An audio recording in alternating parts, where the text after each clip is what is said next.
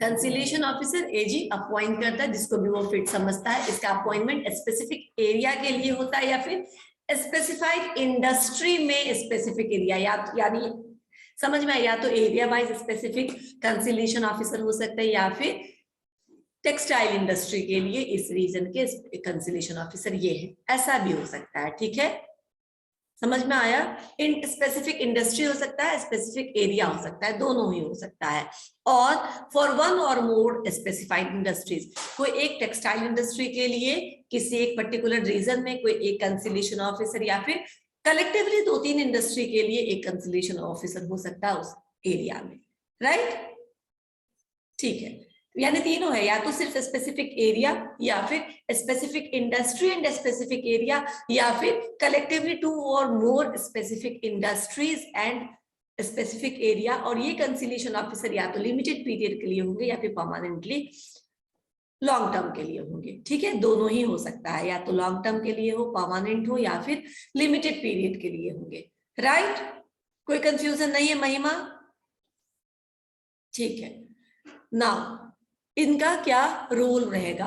The duty of conciliation officer is not judicial but administrative. Again इनका जो भी है वो कोई बाइंडिंग नहीं होगा। कंसिलिएशन ऑफिसर का जो ड्यूटी है वो प्रशासनिक होगा, कंट्रोल करने जैसा होगा, स्मूदन करने जैसा होगा, डिस्प्यूट को सुलझाने में मदद करने वाला होगा, लेकिन जुडिशियल नहीं होगा। यानी इनका भी डिसीजन कोई बाध्यता लेकर के नहीं आएगा कि आपको यहाँ पे बाध्य है, आपको ये फॉलो करना ही है। He has to hold conciliation proceedings। वो क्या क्या कर सकते हैं? तो कंसिलिएशन की कार्रवाई को होल्ड कर सकते हैं, करा सकते हैं, इन्वेस्टिगेट कर सकते हैं, डिस्प्यूट के मसले को इन्वेस्टिगेट कर सकते हैं, और उनको इस इन्वेस्टिगेशन के लिए जो भी सही लगेगा वो सारे चीजों दोनों ही पार्टीज को इंड्यूस कर सकते हैं वो सब चीजों करने के लिए, और to arrive at certain fair settlement, और उनको समझा सकते हैं कि ये एक तरीका है इस प्रॉब्लम को समझाने का, आप दोनों इस मुद्दे पर सुलह कर लीजिए। ठीक है, the conciliation officer is entitled to enter an establishment. वो एक प्रायर नोटिस के बाद पहले वो नोटिस भेज देंगे कि मैं फलाने डेट को आने वाला हूं, मैं आ सकता हूं। उनको ये राइट है कि वो किसी भी एस्टैब्लिशमेंट में जाकर के छानबीन कर सकते, इंस्पेक्ट कर सकते हैं और फेयर सेटलमेंट के लिए कंसीडर कर सकते हैं जो भी रेलिवेंट होगा वो, राइट। लेकिन वो एस्टैब्लिशमेंट में एंटर करने से पहले एक रीजनेबल नोटिस पहले भेज देंगे, तभी वो उस एरिया में एंटर कर सकते हैं, right. He can enter into establishment after before giving reasonable notice, right. उसके बाद he has to send a report और memorandum of settlement to appropriate government. अगर उसके दिखाए गए रास्ते से कंसिलिएशन ऑफिसर के कंसिलिएशन के बाद दोनों पार्टीज अपने डिस्प्यूट को सेटल कर लेती है तो एक रिपोर्ट लिख करके और एक मेमोरेंडम अटैच करके ये एजी के पास भेजना पड़ेगा कि ये हुआ और हमने इस डिस्प्यूट को सेटल कर लिया, राइट। अगर the report by the conciliation officer has to be submitted within 14 days। Time period मैंने कहा था ना, सेट असाइड कर लेते हैं कि कितने समय आपको दिया जाएगा, तो 14 दिन के अंदर जो रिपोर्ट है वो सबमिट हो जाना चाहिए कंसिलिएशन ऑफिसर का एजी के पास। कौन से 14 दिन कब से? जब से उसको रेफर किया गया है, ठीक है, जब से कंसिलिएशन ऑफिसर का कंसिलिएशन प्रोसीडिंग्स स्टार्ट हुआ है उस डेट से 14 डेट के बाद आपका रिपोर्ट सबमिट हो जाना चाहिए एजी के पास, या फिर अगर एजी चाहे तो इस पीरियड को एक्सटेंड कर सकता है, ठीक है, या तो 14 डेज और shorter period as may be prescribe by the appropriate government. अगर एप्रोप्रिएट गवर्नमेंट आपको कम समय देना चाहती है तो वो कम भी आपको असाइन कर सकती है समय, ठीक है। 14 डेज नॉर्मली दिया जाता है कंसिलिएशन ऑफिसर को उसके प्रोसीडिंग्स के लिए और रिपोर्ट सबमिट करने के लिए। हो गया, ये क्लियर हुआ? एप्रोप्रिएट गवर्नमेंट मैंने अभी बोला कि इट डिपेंड्स, सेंट्रल गवर्नमेंट है या स्टेट गवर्नमेंट है, जो भी गवर्नमेंट है जो जिसके जुरिसडिक्शन में वो प्रॉब्लम आता है, राइट। तो एजी बोल रहे हैं कि एप्रोप्रिएट गवर्नमेंट केसेस को देखते हुए वो किसका है, वो एप्रोप्रिएट गवर्नमेंट हो जाएगा। समझ में आया? ठीक है, मैंने पहले ही बोला था एजी एक वर्ड आएगा जिसका मतलब समय समय पे अलग अलग होगा, ठीक है ना। स्टेट हो सकता है, सेंट्रल गवर्नमेंट हो सकता है, तो आप ये देखिएगा कि किस अधिकार क्षेत्र में वो जो इंडस्ट्री है या वो जो डिस्प्यूट है वो फॉल करता है, राइट। नेक्स्ट है बोर्ड ऑफ कंसिलिएशन। अभी सिर्फ एक कंसिलिएशन ऑफिसर था इससे पहले, अब बोर्ड ऑफ कंसिलिएशन है। इस बोर्ड ऑफ कंसिलिएशन में अगेन इसको नोटिस के थ्रू, नोटिशियल जो ऑफिशियल गैजेट है उसमें नोटिस के through AG conciliation, board of conciliation का गठन कर सकते हैं, जिसमें एक मेंबर होगा जो चेयरमैन होगा, ठीक है ना। It consist of a chairman और 2 या फिर 4 मेंबर्स होंगे जो दोनों ही तरफ के रिप्रेजेंटेटिव्स होंगे। अगर 2 होंगे तो एक एक दोनों तरफ के, अगर 4 है तो 2 2 दोनों तरफ के। क्लियर हुआ? ऑड नंबर ऑफ मेंबर्स होंगे इस बोर्ड ऑफ कंसिलिएशन। ऑड समझ में आ रहा है? 5 3 7 इस तरीके से। लेकिन दिया है कि AG by notification in official gazette can set up or constitute the board of conciliation and this consist of 1 chairman and 2 or 4 2 या 4 members, equal numbers of representative from both sides, ठीक है ना। अभी एम्प्लॉयर और employ, अब आपको मालूम 2 है तो एक एक होगा दोनों साइड का, 4 है तो 2 2 होगा दोनों साइड का, right. The chairman shall be N independent person. Independent person को न्यूट्रल पर्सन भी बोलते हैं। इंडिपेंडेंट पर्सन का मतलब जिसका कोई अपना सेल्फ नहीं है उसमें। नहीं तो क्यों? सेल्फ अगर रहेगा तो क्या होगा? वो उस पार्टी के हित की बात करेगा जिधर उसका हित हो रहा है, राइट। तो इंडिपेंडेंट पर्सन होना चाहिए। A person is independent for the purpose of appointment to a board, court or tribunal if he is uncommitted with the dispute or with any industry directly affecting to such dispute. यानी कि वो तब independent person कहलाएगा जिसका court से, tribunal से, conciliation board से कोई डायरेक्ट कमिटमेंट नहीं है, जिसका डिस्प्यूट के साथ कोई डायरेक्ट कनेक्शन नहीं है, या फिर उस डिस्प्यूट से उस इंडस्ट्री में जो भी चेंजेस आने वाला है उससे उसका कोई डायरेक्ट कनेक्शन नहीं है, यानी वो न्यूट्रल है, अलग है, ठीक है।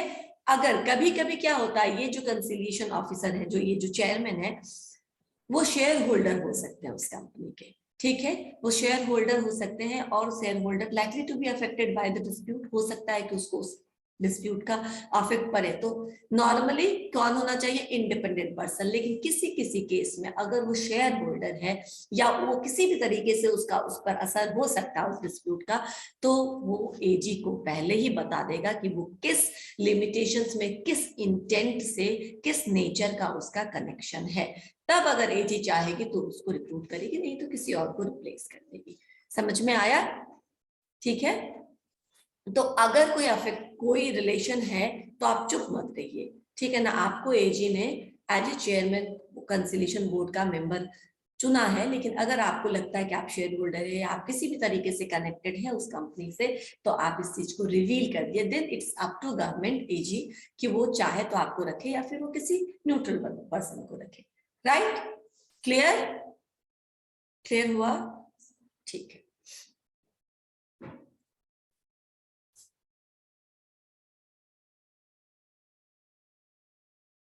Now, the board of conciliation has to bring about a settlement of the dispute. इसको भी क्या करना होता है? किसी dispute का settlement लाना होता है, ढूंढना होता है. He has to send a report and memorandum of settlement to AG.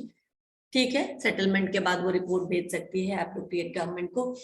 He has to send a full report to the AG setting for the steps taken by the board in case of no settlement is arrived. अगर settlement नहीं हो पाता है तो एक एक step जो लिया गया था उस प्रॉब्लम को सॉल्व करने के लिए, उसका एक इंटायर, एक कंप्लीट डिटेल्ड रिपोर्ट बना करके सबमिट करेगी। कब? जब डिस्प्यूट सेटल नहीं हुआ, राइट। सेटल हो गया तो वो सेटलमेंट का एक मेमोरेंडम और रिपोर्ट दे देगी कि the dispute has been settled. और अगर नहीं हुआ तो क्या क्या स्टेप लिया गया था, क्या क्या कोशिश किया गया था, लेकिन तब भी सेटल नहीं हुआ डिस्प्यूट, ये पूरा डिटेल उसको सबमिट करना पड़ता है। इस बोर्ड के पास रिपोर्ट सबमिट करने के लिए 2 महीने का वक्त होता है, 14 days, नाउ 2 months, ठीक है ना। 2 months of the date on which dispute was referred, जिस डेट को ये रेफर किया गया है कंसिलिएशन बोर्ड को डिस्प्यूट, उस डेट से लेकर के अगले 60 days तक उसके पास है। 60th डेट को उसको क्या करना पड़ेगा? रिपोर्ट सबमिट करना पड़ेगा, राइट। और with in the period what the appropriate government में थिंक, या तो 2 महीने जो उसका अपना टेन्योर है, या फिर एजी जो उचित समझेगा और जो स्पेसिफाई करेगा डेट या टाइम, उस टाइम के अंदर रिपोर्ट सबमिट करना होगा। This report of board shall be in writing and signed by all members of the board. आपको पता है ना मेंबर्स कितने होंगे, 3 या 5, सबके द्वारा क्या होना चाहिए, रिपोर्ट पे साइन होना चाहिए। यहाँ तक क्लियर है, यहाँ तक क्लियर है। नेक्स्ट है court of inquiry. Again court of inquiry नाम से ही क्लियर है आपको, कोर्ट ऑफ इंक्वायरी भी एजी द्वारा सेट किया जाता है। It constitute court of inquiry into any matter appearing to be connected with or relevant to the settlement of industrial dispute having an independent person. यानी कोर्ट ऑफ इंक्वायरी किसी भी problem को settle करने के लिए अपॉइंट किया जा सकता है, जिसमें भी एक कौन होगा, एक इंडिपेंडेंट पर्सन होगा जो अप्रोप्रिएट गवर्नमेंट जिसको अपॉइंट करेगी। ठीक है, The court consists of 2 or more members, one of whom shall be appointed by the chairman. यानी कि जो एक चेयरमैन है, जो इंडिपेंडेंट पर्सन है एजी द्वारा रिक्रूट किया, उसमें 2 या 2 से अधिक मेंबर्स हो सकते हैं, इसमें कम से कम एक चेयरमैन अपॉइंट करेगा। राइट, इसके पास 6 महीने का टाइम होता है। कोर्ट ऑफ इंक्वायरी के पास कितना होता है, 6 मंथ्स का टाइम होता है। जब उसके पास रेफर किया जाता है डिस्प्यूट को, उसके बाद से 6 मंथ्स का टाइम होता है। The court has to send a report thereon to the AG for the commencement of its inquiry. Inquiry कैसे कैसे शुरू हो रहा है, और ये सिर्फ इंक्वायरी करेगी। इंक्वायरी यानी ये आपसे सबूत ले सकती है या आपको समन कर सकती है, बुला सकती है जिस भी डेट को चाहे तो, और सारे एविडेंस को प्रोड्यूस करने के लिए कंपेल कर सकती है, क्योंकि इसका काम ये इंक्वायरी करना। ये जो 6 मंथ्स का पीरियड है ये मैंडेटरी नहीं है, इसको एक्सटेंड किया जा सकता है with the permission of AG. Right, now क्या क्या काम होगा, इसके पास सारे वो क्या कहते हैं राइट्स होते हैं जो नॉर्मली सिविल कोर्ट के पास होता है, सिविल कोर्ट प्रोसीजर के अंदर। राइट, क्या क्या कर सकती है ये, इन्फोर्स कर सकती है अटेंडेंस, यानी किसी भी आदमी को बुला सकती है, किसी भी पर्सन को एग्जामिन करने के लिए बुला सकती है, और शपथ ग्रहण करवा सकती है कि आप झूठ नहीं बोलेंगे, काइंड ऑफ, देखते हैं ना, तो वो ओथ दिला सकती है, एग्जामिन कर सकती है on oath. Compelling the production of documents, जो भी रिलेटेड डॉक्यूमेंट्स है वो एम्प्लॉयर को भी कंपेल कर सकती है कि आप सारे मुझे दीजिए, क्या क्या आपको क्या क्या वो बोर्ड देखना चाहता है, कोर्ट ऑफ इंक्वायरी क्या क्या पढ़ना चाहता है, वो जो भी करना चाहे वो एम्प्लॉयर से मांग सकता है, डिमांड कर सकता है डॉक्यूमेंट्स। और कोई ऐसा जो मटेरियल ऑब्जेक्ट्स का, मटेरियल मतलब इंपॉर्टेंट है उस डिस्प्यूट को मद्देनजर रखते हुए। Right, issuing commissions for the examination of witness, witness को बुलाने के लिए और उनको एग्जामिन करने के लिए नोटिस दे सकती है। एंड कोई भी in respect of such other matters as may be prescribe, जो भी मैटर्स प्रिस्क्राइब्ड है उस प्रिस्क्राइब्ड मैटर से वो ये सारे काम कर सकती है। राइट, इनका काम क्या है, इनका काम है अगेन इंक्वायरी करना, और ये इंक्वायरी के बाद जो रिपोर्ट होगा, ठीक है, जैसे कमीशन होता है ना सेटअप, और कमीशन क्या करती है, जांच पड़ताल के बाद अपना रिपोर्ट सबमिट कर देती है, और कुछ करती है नहीं ना, कोई सजा सुनाती है कोई कमीशन, तुम लोग देखते होगे कि इतना कोई भी क्राइम होता है या कोई भी ऐसा होता है जिसके लिए सेटअप किया जाता है कि आप देखिए, वो इन्वेस्टिगेशन करके अपना रिपोर्ट सबमिट कर देती है। यही काम ये भी करती है, पूरा इन्वेस्टिगेशन करके रिपोर्ट सबमिट कर देती है। उसके बाद क्या एक्शन लेना है वो बाद में देखा जाता है, वो कोर्ट देखेगा या फिर एजी देखेंगे। तो report, the report of the court must be signed by all members. Member can submit a note of dissent. Note of dissent का मतलब होता है कि जहां पे मेजोरिटी, जो देखो नॉर्मली किसी एक इंसिडेंट्स के बेस पर या एविडेंस के बेस पे हम जजमेंट लेते हैं ना, तो मेजोरिटी जजमेंट से डिफरेंट अगर जजमेंट है, ठीक है ना, हमने कुछ अलग तरह का जजमेंट लिया है, तो क्यों लिया है, नोट ऑफ डिसेंट में हम ये लिखते हैं कि ये मेजोरिटी के बेसिस पे नहीं है लेकिन ये सही लगता है, तो उस नोट को जस्टिफाई करते हुए नोट ऑफ डिसेंट देते हैं, जो मेजोरिटी से डिफरेंट है लेकिन आपने ऐसा डिसीजन लिया है। ठीक है, जहां बेंच ऑफ जजेस मिलकर के कुछ डिसीजन लेते हैं जो प्राय नहीं लिया जाता है, थोड़ा अनकॉमन का टाइप का है, तो उस केस में वो क्या होता है, नोट ऑफ डिसेंट के साथ अपना रिपोर्ट सबमिट करती है और एप्रोप्रिएट गवर्नमेंट उसको पब्लिश करती है 30 डेज के रिपोर्ट सबमिशन के बाद। राइट, पब्लिश करना मतलब क्या डिसीजन लिया गया और क्या अब होगा। A court of inquiry has no power to impose any settlement upon the parties. इसके पास किसी भी पार्टी पे किसी भी तरीके का डिसीजन थोपने का या डिसीजन इम्पोज करने का हक या राइट नहीं होता है, जस्ट इंक्वायरी करता है और सबमिट कर देता है अपना रिपोर्ट एजी को। क्लियर? ठीक। लेबर कोड, इसके बाद अब कहां जाएंगे हम? लेबर कोड में जाएंगे। एप्रोप्रिएट गवर्नमेंट में by notification in the official gazette constitute one or more labour code for adjudication of industrial dispute relating to any matters. Adjudication हो गया जब आपका चीज जुडिशियल उसमें चला गया, सर्कल में चला गया, ठीक है। अभी तक क्या था? इंटरनल था, है ना, एस्टैब्लिशमेंट के अंदर ये सारे होते हैं, वर्क्स कमिटी, कंसिलिएशन ऑफिसर। अभी आपको ज्वाइंट मैनेजमेंट काउंसिल नहीं बताया। ज्वाइंट मैनेजमेंट काउंसिल भी वही होता है, मैनेजमेंट और एम्प्लॉय का एक ज्वाइंट काउंसिल, जहां पे वो अपने प्रॉब्लम्स को खुद ही निपटाने की कोशिश करते हैं। तो ये सब क्या है? अंदर का है। अब आप कहाँ चले गए? एडजुडिकेशन में, जहां पे जुडिशियल प्रोसीजर शुरू होगा, ठीक है ना। तो एक या एक से अधिक लेबर कोड का उस एडजुडिकेशन के लिए, इंडस्ट्रियल डिस्प्यूट को सेटल करने के लिए एजी क्या कर सकती है? उसको कंस्टिट्यूट कर सकती है। सेकेंड शेड्यूल मतलब कैसे प्रॉब्लम्स इसके पास रेफर किए जाएंगे, जो एक शेड्यूल है, ठीक है ना। जैसे कॉम्पनसेशन में भी आपको बहुत सारे शेड्यूल्स पढ़ने होंगे, ये लिस्ट याद नहीं किया जा सकता, बहुत लंबा चौड़ा लिस्ट होगा, देखना कहीं पे अगर मिले तो। सेकेंड शेड्यूल में जितने भी मसले होते हैं, जिस तरीके का, जिस नेचर का डिस्प्यूट होता है, वो डिस्प्यूट आप कहाँ पे रेफर कर सकते हैं? लेबर कोर्ट में रेफर कर सकते हैं। इतना बस समझ में रहेगा, इतना पता याद रहेगा ना कि जो भी सेकंड शेड्यूल में जिस टाइप का डिस्प्यूट है उसको आप रेफर कहाँ करिएगा? तो सबसे पहले लेबर कोर्ट में रेफर करिएगा, ठीक है। लेबर कोर्ट में कौन होता है? एक the main functions of the labour court is to hold the proceedings expeditiously, मतलब एक्सपीडियसली मतलब तेजी से, प्रोसीडिंग्स को तेजी से चलाने का, काम करने का इनका काम होता है। एंड जो भी अवार्ड है, यानी जो भी डिसीजन है, वो प्रोसीडिंग्स का कंक्लूजन सबमिट करने का होता है। सबसे पहले इस लेबर कोर्ट में एक प्रिसाइडिंग ऑफिसर होता है। कौन होता है? Presiding officer. ये प्रिसाइडिंग ऑफिसर कौन हो सकता है? जो हाई कोर्ट का जज या तो है या रहा है, ठीक है ना, या तो अभी है या फिर पास्ट में रह चुका है। इसके अलावा he has for a period of not less than 3 years, 3 साल से कम नहीं, ये डिस्ट्रिक्ट जज के रूप में या एडीजे, एडिशनल डिस्ट्रिक्ट जज के रूप में काम कर चुका है, ठीक है ना। या तो हाई कोर्ट का जज है या था, या फिर एडीजे या जज के, डिस्ट्रिक्ट जज के रूप में काम कर रहा है, कर चुका है, कम से कम कितने समय के लिए?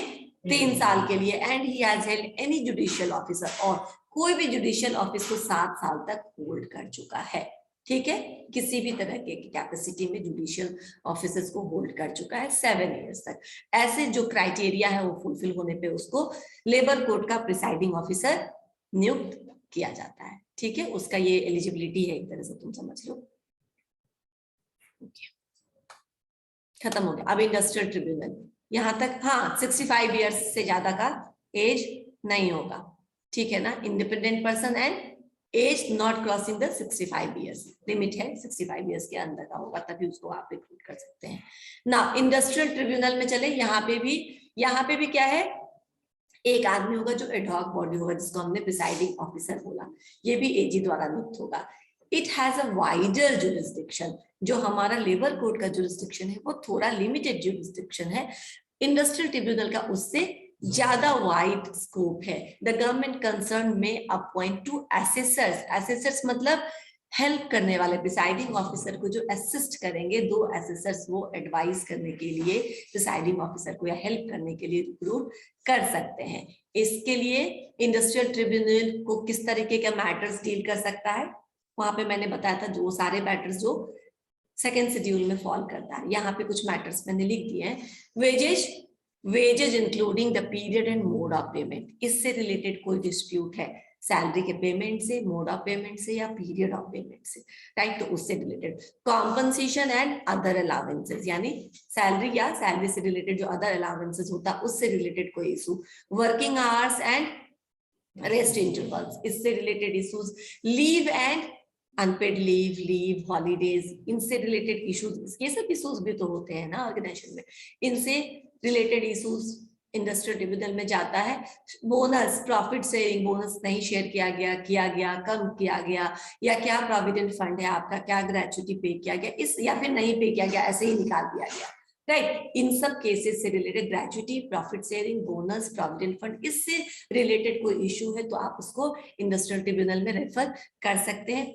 शिफ्ट वर्क में अगर काम हो रहा है तो शिफ्ट वर्क से रिलेटेड जो standing orders, again standing order अभी आपको नहीं बता रही हूँ मैं, स्टैंडिंग ऑर्डर्स होता है rules and regulations, code of conduct जो एम्प्लॉयर एम्प्लॉय मिल करके बनाता है स्टैंडिंग ऑर्डर, और उसको सर्टिफाइंग ऑफिसर के पास दिया जाता है और सर्टिफाइंग ऑफिसर उसको साइन करता है, and then that standing order becomes binding for the parties, क्योंकि बनाता कौन है, एम्प्लॉयर एम्प्लॉयज को मिल करके अपने सहूलियत के हिसाब से। स्टैंडिंग ऑर्डर का मतलब नियम कानून पॉलिसीज, हमारे यहाँ ये है और हम दोनों इस पे एग्रीड है। जब आप बना लेंगे तो आप सर्टिफाइंग ऑफिसर को सेंड करेंगे कि हमारे कंपनी का ये है, वो देख लेगा, सब कुछ एज पर लॉ रहेगा तो उस पर मुहर लगा देगा, अपना साइन कर देगा। वो साइन के बाद क्या हो जाता है, ये standing order code of conduct हो जाता है। समझ में आया? उस ऑर्गेनाइजेशन में वो चीजें कोड ऑफ कंडक्ट का हिस्सा हो जाती है, आपको वही पालन करना है। तो इसीलिए लिखा गया कि shift working otherwise than in accordance of standing order, जो स्टैंडिंग ऑर्डर में हमने अग्री किया था उससे किसी अलग शिफ्ट में आप काम करवा रहे, उससे अधिक काम ले रहे हैं जो यहाँ पे मेंशन नहीं था, तो भी ये डिस्प्यूट का वजह होगा।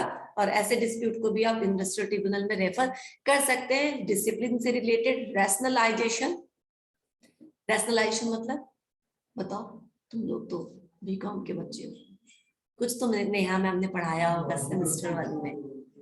Yes, logical thinking ma'am. बिल्कुल लॉजिकल थिंकिंग, क्या किस चीज से रिलेटेड? इंडस्ट्री और ठीक है, कॉम्बिनेशन वगैरह पढ़ा था ना, जहाँ पे कार्टेल होता है जो इलीगल है, डिफरेंट टाइप्स ऑफ कंपनी, ठीक है, different types of company, different type of combination, horizontal, vertical, trust, these are what, these are rationalization. कभी कोई रैशनलाइजेशन क्यों किया जाता है, मैं आपको फिर से थोड़ा सा बता देती हूँ, ज्यादा नहीं, क्योंकि ये पॉइंट आ गया है। रैशनलाइजेशन हम इसलिए करते हैं क्योंकि अगर कोई फर्म सिक इंडस्ट्री हो गया है, कमजोर हो गया, और दूसरा उसी इंडस्ट्री का कोई दूसरा फर्म है जो काफी अच्छा काम कर रहा है, लेकिन जो सिक हो गया है उसके पास मैनेजरियल स्किल बहुत अच्छा है, तो क्या करता है, किसी अच्छे काम करने वाले अपने कॉम्पिटिटर के साथ मर्ज कर जाता है। मर्जर, एक्विजिशन और एग्जांपल ऑफ रैशनलाइजेशन, ये सब इसीलिए किया जाता है ताकि आप वो भी सरवाइव कर जाए और आपको भी अच्छे मैनेजरियल स्किल्स मिल जाए। तो रैशनलाइजेशन हो गया है ना, ऐसे क्या होता, वो डूब जाता, ठीक है, और आपको वो बेनिफिट नहीं मिलता जो आपको मिल रहा है, तो आप ज्यादा अच्छा कर रहे हैं। तो रैशनलाइज कर दो, कॉम्बाइन कर दो दोनों बिजनेस को, ताकि दोनों का अच्छा हो जाए। लॉजिकल थिंकिंग, ठीक है ना, रीजनेबल जो आपको लगता है उस तरीके का आप प्रश्न। तो मर्जर, एक्विजिशंस, जो ज्वाइंट वेंचर्स है, या फिर मैंने कार्टेल बताया जो इलीगल है, दैट इज नॉट लीगल, ठीक है। ये सारे क्या है, these are example of rationalization, right? ठीक है, सर का टाइम हो गया क्या? अच्छा, ठीक है।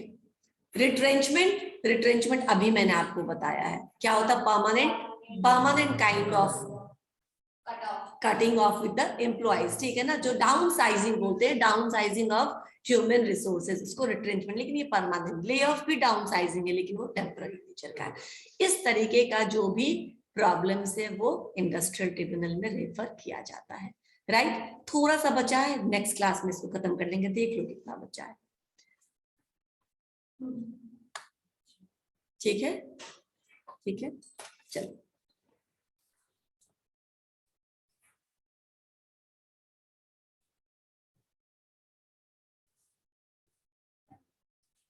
हाँ हाँ, याद है, कर दूंगी मैं।